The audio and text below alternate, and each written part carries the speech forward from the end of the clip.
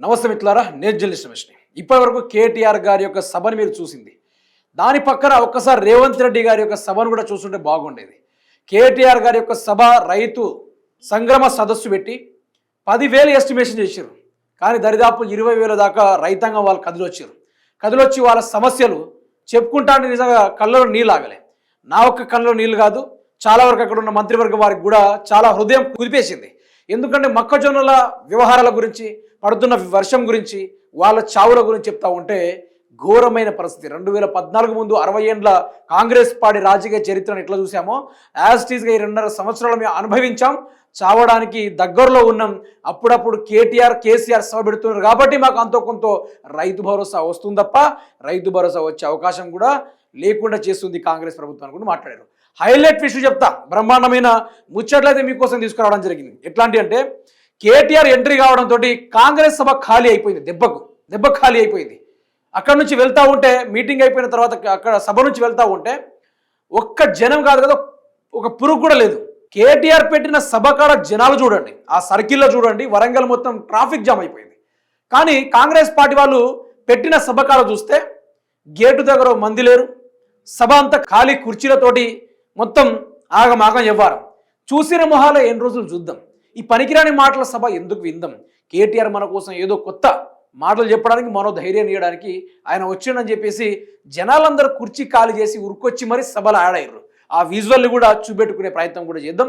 అందులోనూ కేటీఆర్ గారు ఏం మాట్లాడారు ఒకసారి మీతోటి అన్ని చర్చించుకునే ప్రయత్నం చేద్దాం. ఒకసారి మొదలుగా రేవంత్ రెడ్డి సభ ఎట్లా ఉందో ఒకసారి మీరే పరిశీలన చేయండి.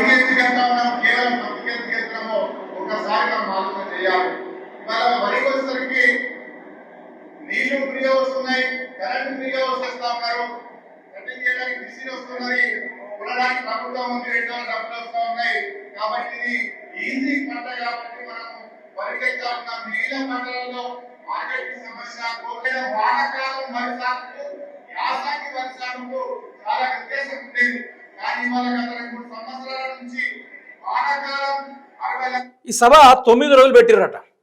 వీళ్ళు ఈ 2.5 సంవత్సరాల్లో గడ్డి అంటే కోడి మీద ఎంట్రుకలు ఉంటాయి కదా, కోడి మీద ఈకలు ఉంటాయి కదా, ఈకలు పీకే కార్యక్రమాలు చేసిన మేము ఈ 2.5 సంవత్సరాల నుంచి ఈకలు పీకి కట్టలు కట్టినాం. ఈ రైతు యొక్క ఏం సభ అది, దాని పేరు కూడా బలం ఉంది. ఇది రాష్ట్ర స్థాయి మెగా రైతు సమ్మేళనం అనేది పెట్టిర్రు. ఆ సభ అర్థమైందో కూడా ఇప్పటివరకు మేధావులు పొద్దుటి నుంచి గొప్ప గొప్ప తెలుగు పాండిత్యాలు చదువుకున్న వాళ్ళు, ప్రొఫెసర్లు వెతుకుతున్నా కూడా దాని అర్థం దొరకలేని పరిస్థితి ఇప్పటిదాకా. దేనికోసం ఈ సభలు? ఒకవైపు రైతులు చనిపోతూ ఉంటే వాళ్ళ చావును చూసి సంబరాలు జరుపుకుంటే సిగ్గు అనిపించట్లేదా ప్రభుత్వానికి కొంచెమైనా? తుమ్మల నాగేశ్వరరావు గారు వ్యవసాయ శాఖ మంత్రి కన్నా మీకు ఒక వార్డు మెంబర్ పదవి ఇచ్చుంటే, ఒక గేట్ కీపర్గా ఉంచుంటే బాగుండేదని ప్రజలు ఈరోజు చెప్తా ఉన్నారు.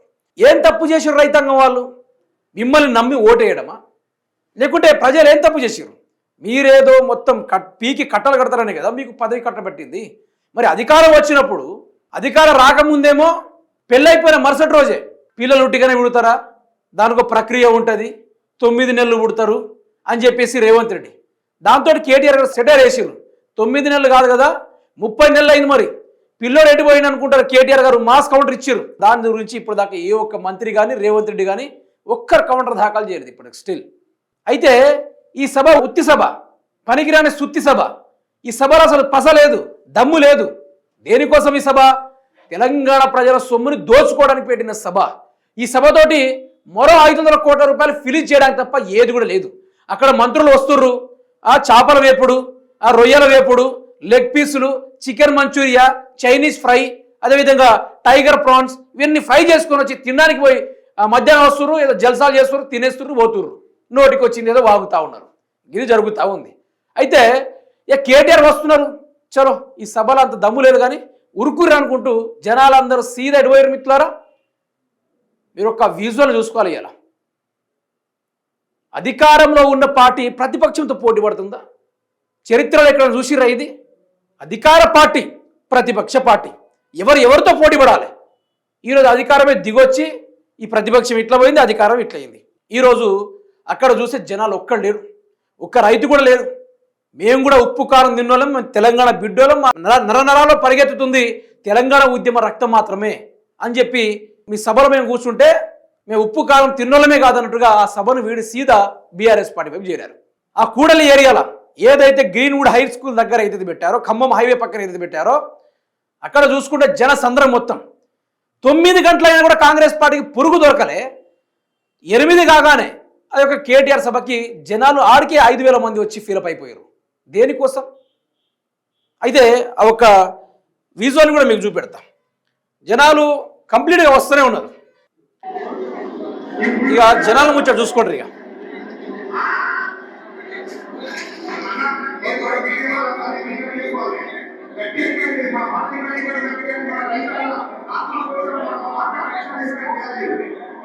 చూడండి, సభ మొత్తం జనాలతోటి కిటకిటలు ఆడిపోయారు. ఆడబెట్టింది 10,000 మంది కూర్చోడానికి, కానీ ఈరోజు జనాలు మొత్తం కంప్లీట్గా బయట రోడ్ల మీద అయితే ఒక జామ్ కాదు, పూర్తి స్థాయిలో హైజాక్ అయిపోయింది వ్యవహారం.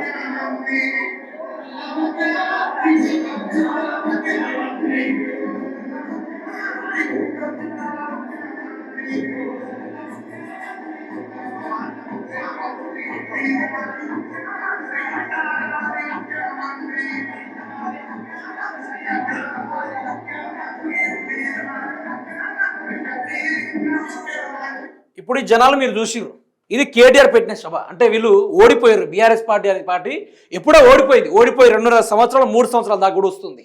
ఓడిపోయినా కూడా ఇటువంటి జనాలు వచ్చిరంటే ఏ విధంగా ప్రజల్లో ఆదరణ ఉందో అర్థం చేసుకోవాలి. ఇప్పుడు అధికారంలో ఉన్న పార్టీ ఏంది, ఇది ఎట్లుందో తెలుసా? కుర్చీలు వేసిన తర్వాత లెక్క పెట్టుకోవడానికి ఒకసారి లైన్లు లెక్క పెడతారు కదా, ఆ తీరుగానే వరుస బట్టి వెనక నుంచి చూస్తే ముందు సభ దాకా ఒకటే లైను, మొత్తం తెల్లగా నిటారుగా మబ్బులు లెక్క పడతా ఉంది. ఇది కాంగ్రెస్ ఒక ఓకాత్ ఇట్లా అయిపోయింది కాంగ్రెస్ పార్టీది. స్టేజీల మీద ఎక్కి మేము పొడుస్తాం, చీర తీస్తాం, సాగదీస్తామని మాట్లాడుకునే కాంగ్రెస్ పార్టీ ఈరోజు ఇక్కడ అటర్ ఫ్లాప్ అయిపోయింది. జనాల్లో లేదు, పస లేదు, దమ్ము లేదు. ఈరోజు మీరు ఈ 2.5-3 సంవత్సరాల్లో మీరు పీక్కొని తీసుకొచ్చింది కోడి బొచ్చు కూడా తీసుకురాలేదని చెప్పి ప్రజలు ఈరోజు సన్మానించారు. జనాలు తండోపతండాలుగా ధరలు వచ్చారు, ఆషామాషికి రాలే. ఈ విధంగా సభ మొత్తం నిండిపోయింది. నిలబడ్డానికి కాదు కదా, ఎక్కడ ప్లేస్ కూడా లేకుండా అయిపోయింది పరిస్థితి అక్కడ కంప్లీట్గా.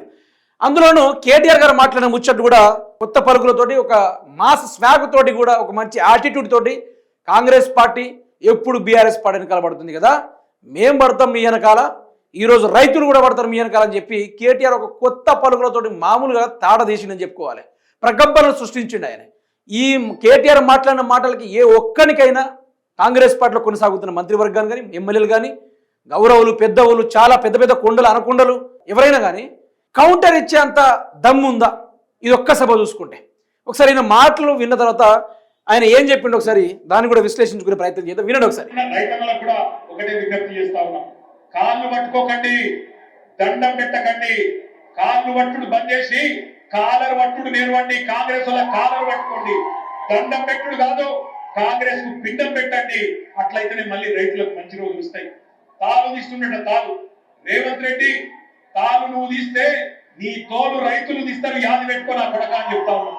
మక్కలు కొట్టలేడు, మక్కలు కొనకపోతే 1000 ముక్కలైతుంది నీ కాంగ్రెస్ ప్రభుత్వం, యాది పెట్టుకొని చెప్తున్నా.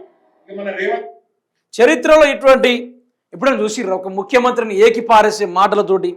ఎక్కడైనా చూసిర్రా? ఈరోజు మనం జమ్మూ కాశ్మీర్ నుంచి మొదలు పెడితే కొసదాకా, శ్రీలంక బార్డర్ వరకు ఇటువంటి స్పీచ్ని ఇప్పటిదాకా ఒక సీఎంని ఏకిపారేసిన వ్యవహారం. అంటే కాలబ్రహ్మం గారు చెప్తారు, ప్రపంచం అంతరించడానికి కలికాలంలో కొన్ని హింట్స్ అయితే ఉంటాయి. ఆ హింట్స్ ఏంటంటే పనికి రానోడిని పదవులు అప్పచెప్పడం, సోయలేనోనికి రాజ్యాధికారం అప్పచెప్పడం.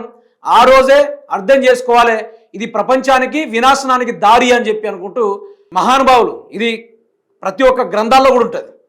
అయితే కేటీఆర్ గారు కూడా ఏకిపారేసిన ముచ్చట్లు ఒక్కసారి మీరే వినండి. ఆయన చెప్పిన మాట, రైతన్నలు కాళ్ళు పట్టుడు బంద్ చేసి కాంగ్రెస్ వాళ్ళ గల్లాలు పట్టుకోండి, వాళ్ళ కాలర్లు పట్టుకోండి అని చెప్పి మొదలు పెట్టండి కేటీఆర్ గారు. దండం పెట్టుడు కాదు, కాంగ్రెస్ పార్టీకి పిండం పెట్టండి, అట్లయితేనే రైతులు మంచి రోజులు వస్తాయి. గా లెక్కనే ఉంది. ఇప్పుడు కాంగ్రెస్ పార్టీ వాళ్ళు ఏం చేస్తున్నారు తెలుసా? ఎవడు ఎక్కువ ఇస్తాడో ఖతం వాందే కాంట, రేపు ఎవడైతే ఫుల్ బాటిల్ ఇస్తాడో ఖతం రాత్రి 12 గంటలైనా సరే కాంట ఆడ అయితేనే ఉంటుంది. లారీలు కూడా పరిగెత్తుకుంటూ వస్తున్నాయి ఫుల్ బాటిల్ ఇయ్యగానే. మక్కలు కొనకపోతే నీ కాంగ్రెస్ ప్రభుత్వం 1000 ముక్కలు అవుతుందని కేటీఆర్ దగ్గర సవాల్ విషయం కూడా జరిగింది. తర్వాత వరంగల్ కాంగ్రెస్ రైతు డిక్లరేషన్ లో రాహుల్ గాంధీ రేవంత్ రెడ్డిలా హామీలు ఇచ్చిన రైతులను మోసం చేశారని వీడియోతో సహా కేటీఆర్ గారు పరువు తీసి పడేసిండు. రైతు బంధు ఆపిన దివానా గారు రేవంత్ రెడ్డి. అరే హౌలా, అరే దివానా, ఎందుకు బంధు పెట్టినావురా రైతు బంధు అనుకుంటూ కేటీఆర్ గారు ఒక ఊపుడు ఒక గంట సేపు అందుకున్నాడు. మామూలు అందుకోలే. కాళేశ్వరంలో లక్షల కోట్ల అవినీతి జరిగిందని ఎవడన్నా అంటే ఎడమకాలు చెప్పు తీసి కొట్టండి వాడు అనుకుంటూ మాట్లాడిండు. హైకోర్టు తీర్పుతో కాళేశ్వరం పట్ల చేసినవన్నీ అసత్య ప్రచారాలు, ప్రజలు గుర్తించారు కేటీఆర్. బీఆర్ఎస్ పార్టీ తరఫున రైతు సోదరులకు విజ్ఞప్తి చేస్తున్నా, దయచేసి ఆత్మహత్యలు చేసుకోకండి, 2 ఏళ్లలో వచ్చేది మన ప్రభుత్వమే. ఇట్లా రేవంత్ రెడ్డి ఏనన్నా చెప్పిండా? దయచేసి రైతన్నులు ఎవరు కూడా మాకు అధికారం రాగానే కళ్ళు బైర్లు గమ్మినాయి, అధికార అహంకారం పెరిగింది, మాకు బల్బులు పెరిగినాయి అనుకొని చెప్పి ఎక్కడైనా జస్ట్ ఒక మాటను మాట్లాడాలి కదా. ఏం మాటలు మాట్లాడకుండా ఒకరేమో ఢిల్లీకి పోతారు, మరొకరు దావోస్కు పోతారు, తమిళనాడు ప్రచారానికి కురుకుతారు, ఈడేమో రైతులు ఉరితాళ్ళు వేసుకొని సాగుకుంటుండాలి. మొక్కజొన్నలు కొనేంత సత్తా లేదంటే నువ్వేం సింహానివి, నువ్వేం జంగబిల్లివి, నువ్వేం అడవి పిల్లివి అనుకుంటూ మాట్లాడుతున్నారు. అడవి పిల్లికున్నంత ధైర్యం కూడా లేదు కదా నీకు అనుకుంటూ ఈరోజు వాత పెడతా ఉన్నారు కాంగ్రెస్ ప్రభుత్వానికి. సిగ్గుండా లేదా కొంచెం ఇది విని అయితే వినండి. కాంగ్రెస్ పాలన వల్ల బలైన రైతుల కుటుంబాలకు రూపాయలు 10 లక్షలు ఇచ్చి ఆదుకోవాలి. నిన్న ఎవరో ఆర్టీసీ డ్రైవర్ శంకర్ గౌడ్ గారు చనిపోతే కేటీఆర్ 10 లక్షలు ఇచ్చిండు. అక్కడ అధికారం లేకున్నా 10 లక్షల రూపాయల ఆర్థిక సహాయం చేసిండు. మరి కాంగ్రెస్ పార్టీ మొద్దు నిద్రపోయింది. మరి ఆ శాఖగా మంత్రిగా వ్యవహరిస్తున్న పొన్నం ప్రభాకర్ ఎక్కడా ఉన్నారా? అసలు వీళ్ళందరూ ఎవరు కూడా లేరు. రైతు డిక్లరేషన్లోని హామీలు అమలు చేయాలని, అన్ని పంటలకు ఆంక్షలు లేకుండా కొనాలి, రైతు బంధు, రుణమాఫీ, బోనస్, రైతు బీమా పథకాలు పూర్తిగా అమలు చేయాలని 4 తీర్మానాలు చేసిన ప్రభుత్వానికి పంపిన కేటీఆర్ గారు. అయితే మీకు ఒకటి అర్థం కావాలి, కేటీఆర్ గారు మాట్లాడే మాటలు ఈరోజు తెలంగాణ రాష్ట్రంలో కూడా రైతాంగానికి ఒక మంచి ఊపునందించింది. ఎట్లా తెలుసా? రైతాంగం వారు చాలా వరకు ఓపికగా ఉన్నారు. ఎందుకు? ఇప్పుడు ఎవరన్నా తిడితే ఒడ్లు కొనరేమో, ఎవరిదైనా గల్లా పట్టుకుంటే గొడవకు దిగితే మా మొక్కజొన్న కొనడేమో అనే భయానికి లోనైపోతా ఉన్న రైతాంగం వారు. లేకుంటే ఇది ఆషామాషి గడ్డదని నేను ప్రతిసార్లు ప్రతి వీడియో చెప్తా.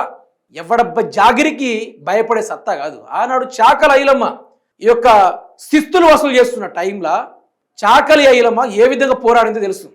రజాకార్ల వ్యవహారాలతోటి కోట గోడలు బద్దలు కొట్టేట గుండెల మీద తన్ని ఆనాడు చాకలి ఐలమ్మ చరిత్ర తెలుసుకుంటే రోమాలు నిక్కబుడుచుకుంటే ఆ తీరుగా ఉంటుంది తెలంగాణ వ్యవహారం. అందుకనే రాష్ట్ర రైతాంగం వారు చైతన్యవంతం కావాలి, రైతులు మారాలి. ఇక నుంచి అయ్యా బాంచనని కాలు మొక్కుడు కాదు, గల్లబట్టి ఎడమ చెప్పు తీసి పడేలని జరిసే రోజులు మీకు రాబోతున్నాయి. మీరు కూడా ఏ రైతులు కూడా కాళ్ళలో పడొద్దు అనుకుంటూ ఈరోజు రంగరంగ వైభవంగా కేటీఆర్ గారు సభ పెట్టారు.